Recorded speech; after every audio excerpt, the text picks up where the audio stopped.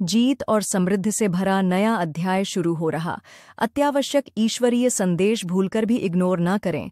मेरे प्रिय बच्चे, मुझे झांत है कि इन क्षणों में तुम्हारे दिल पर क्या गुजर रही है, किस तरह की दुविधा में तुम फंसे हुए हो, कैसे तुम एक सहारे की तलाश में दिन प्रतिदिन विवश होते जा रहे हो। मेरे प्रिय, मैं तुम्हारे दुखों को निरंतर देख रही हूँ। मैं देख रही हूँ कैसे तुम हताशा के भंवर में डूबते चले जा रहे हो और कैसे तुम्हें कोई राह नजर नहीं आ रही है। देख रही हूं कि कैसे तुम्हें दबाने का प्रयास किया जा रहा है, कैसे तुम्हारे हौसले को तोड़कर तुम्हें कमजोर करने की चालें चली जा रही हैं। लेकिन मैं तुम्हें इस भंवर जाल से बचाने आई हूं। मैं माया से बनी इस दीवार को तोड़कर तुम्हें जीत के रास्ते पर ले जाने आई हूं। और यही कारण है कि आज तुम्हें यह संदेश प्राप्त हो रहा है।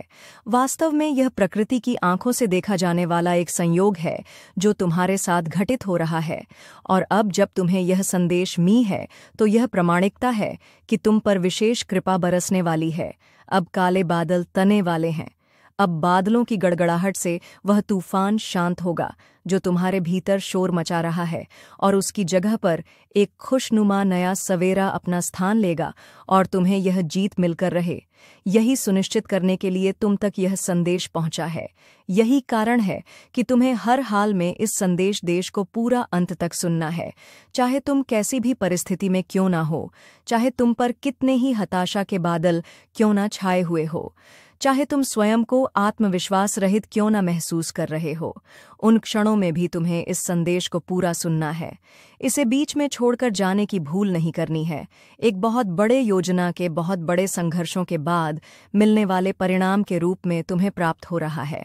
इसकी दिव्यता बिल्कुल अलग है और इसकी चमक में तुम्हारा जीवन उज्ज्वल होने वाला है। लेकिन इसकी चमक तुम्हें पूरी तरह से प्रकाशित कर सके, इसके लिए तुम्हें अपने आप को स्वीकार करने के क्षेत्र में ढालना होगा। तुम्हें इस बात की पुष्टि करते रहनी होगी कि तुम भव्य जीत के लिए, इस बड़ी जीत के लिए स्वयं को योग्य मानते हो। मेरे प्रिय, इसी क्षण संख्या लिखकर इस बात की पुष्टि करो कि तुम सदा से